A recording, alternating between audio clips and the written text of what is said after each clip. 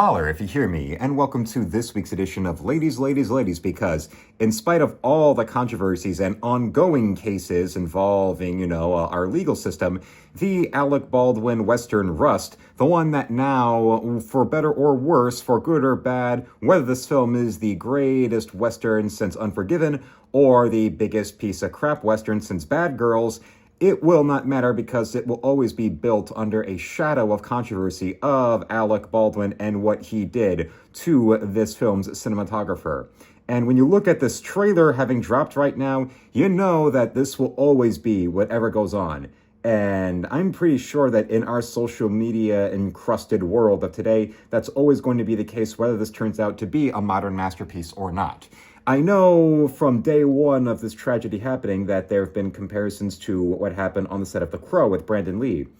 But also what happened on the set of The Crow with Brandon Lee was it happened during a time where there was a lack of social media. So the tabloid scandals were still very strong and very intense, but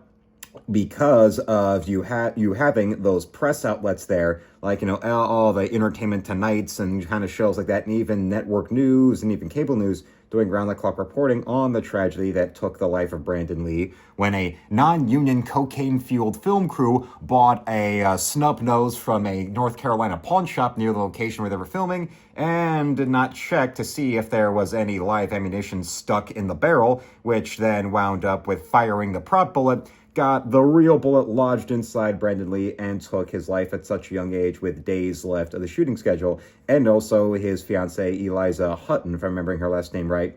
being right there waiting for him, and hence why when the film finally did get, picked up and for distribution by the Weinsteins and then completed with them shooting what was left of the scenes they needed to do, they went off and had themselves an honest-to-God hit.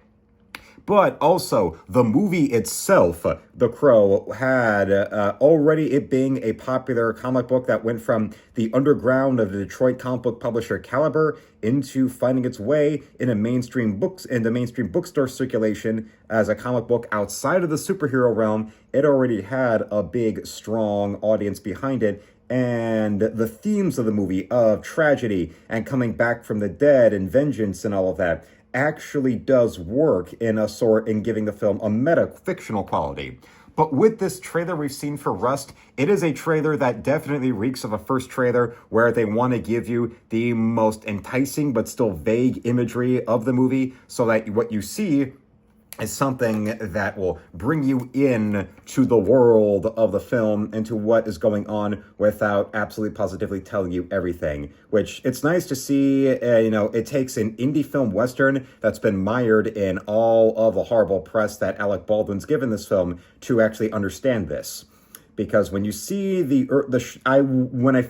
my first thoughts when looking at this trailer was all of these out of context shots of what looked like farmland, what looked like a man on the old dusty trail on horseback through a mountain or a hill, and that shot along with these farmland shots, including a farm style windmill, all being shot in silhouette but in the daytime, making it look like something out of a horror movie. Although a horror movie that's actually made with, effective use of atmosphere, which is something that your average horror film does not really do these days, most especially considering, that even now horror films also have become a battleground for trying to force leftist political agendas onto us. Hence, every other A24 film getting prefabricated critical acclaim because, Midsummer, that crap, and how that was one giant hug box for needy, narcissistic millennial girlfriends to all have one big revenge fantasy against a boyfriend where they act like he's a dick, but no, they're the one who's the problem, and anybody that isn't a brainwashed feminist could notice that.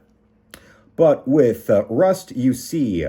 atmosphere. This looks like a horror film. Now, before anything about the Baldwin shooting with the cinematographer happened, most people just saw, okay, this is supposed to be some kind of Western, but it's almost like that line in Dude, Where's My Car, where the big, all-powerful cosmic plot device of the movie is something everybody keeps on telling them about and keeps on repeating the same statements about its mysteries only exceeded by its power, but everybody seems to forget the very important detail of never explain to them what it looks like, so how can they really help them to find it? And with this movie, so much of the talk about Rust has been a situation where you're looking at it and wondering, well, why is it that nobody seems to ever really tell me what this movie is about? I just see see, okay, it's Alec Baldwin as a cowboy man, but in this trailer, we see, all right, a much more, one thing I'll say about more recent in the last 30 years or so, portrayals of the Old West on film or on TV, when you look at shows like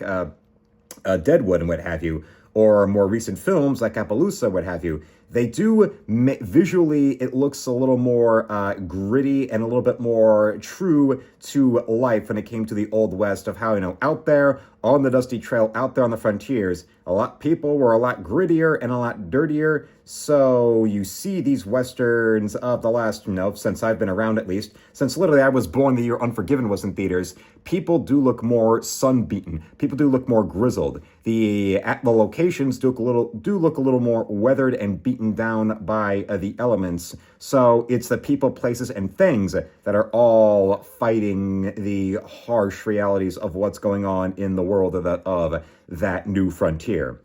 Which is more than you could say for Westerns of yesteryear, where everybody has perfectly pressed clothes and everybody is done, men and women, all done up there in their finest fashions that look like they came straight from a costume shop with perfect hair and makeup and all of that, men or women. And the only real, but then with this, you know, Baldwin and how he's horribly been letting himself go since like the late 90s and pretty much reinvented himself as a multi-talented character actor,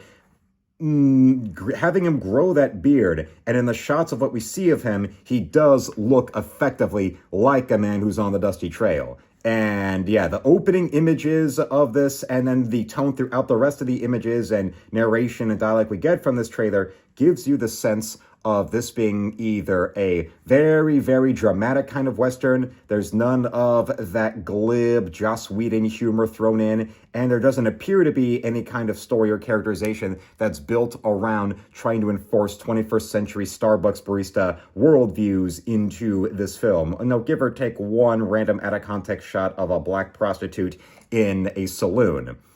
So that might be the closest thing to a little hint of some sort of modern Hollywood, aphorisms being shoved into this movie. But okay. And well, because of I said before, how much that rust for whether they like it or not is going to be compared to The Crow with the onset tragedy and this film coming out anyway, you're going to be looking at how this trailer ends with Baldwin and this enemy combatant, you could call him. Baldwin's one line we get of him at the big end of the trailer is, neither one of us have heaven waiting for us. Yeah, that definitely with him drawing his gun, since the trailer ends on as much as this movie has the look of the more current, more contemporary Western movies that show a more authentically dirty kind of way of how people in the Old West looked and acted. There's also still going back to the old tried and true Western trope of everything resulting in,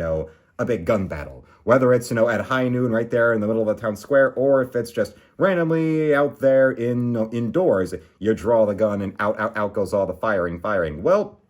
this one does end with that, which, yeah, considering the massive cloud of darkness around this film, ending the trailer with Alec Baldwin opening fire like that, yeah,